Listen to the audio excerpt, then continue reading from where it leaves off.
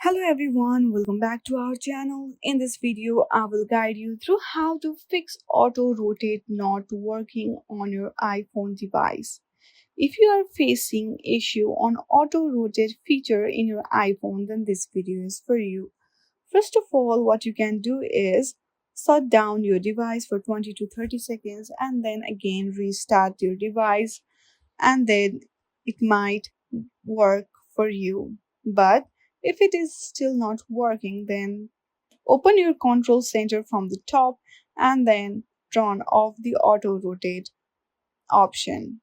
Now go to the settings and then hit on the display and brightness and scroll down and go to the display zoom and make it to default. Once you do that, if it is not solved still, then go to the general. Scroll down, hit on transfer or reset iPhone and then reset all settings. This will surely help you to fix this issue.